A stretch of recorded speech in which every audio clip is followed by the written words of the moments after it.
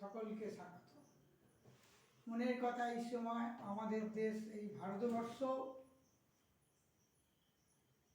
আমরা ভারতবাসী আমরা আমাদের পরিচয় কি? আমরা যে ভারতবাসী, আমাদের একটা তো পরিচয় থাকা দরকার। সে পরিচয়টা কি আমরা অনেকেই জানি না।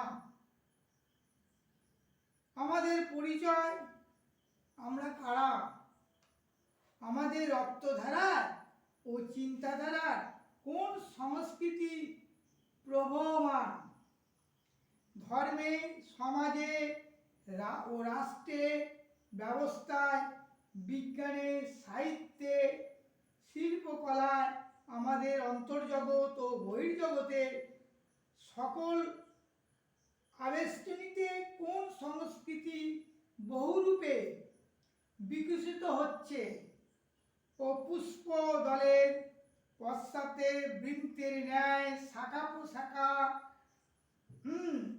চয়ের আশ্রয় কাণ্ডের ন্যায় ভূমির গভীরতম স্তরে পাদপের অবলম্বনে সুদৃঢ় মূলের ন্যায় কোন প্রেরণা এই সংস্কৃতির সৃষ্টি করছে? আমাদের অতীত কি? সেই অতীত অনুযায়ী আমাদের বর্তমান কি? এর সহজ পরিচয় দেশবাসী সকলের জানা দরকার মনে করি। আমাদের পরিচয় নিহিত কোথায় আছে? আমাদের পরিচয় নিহিত আছে বেদ, পুরাণ, উপনিষদ, রামায়ণ, মহাভারত, গীতা, শ্রীমদ্ ভগবদ গীতা, বিবিধ দর্শনে, পুরাণে, তন্ত্রে, বৌদ্ধ ধর্মে, সাহিত্যে, বৈষ্ণব শাস্ত্রে ও সাহিত্যে,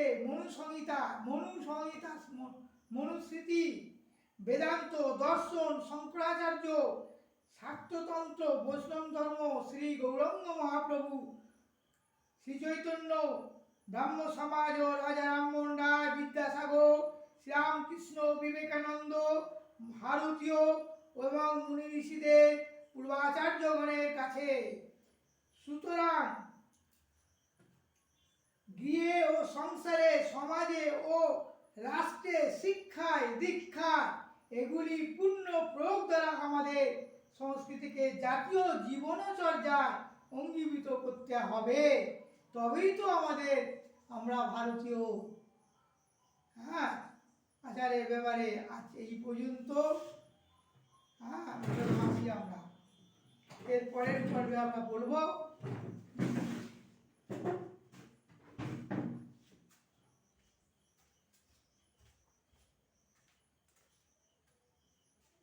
ভারতবাসী আমরা।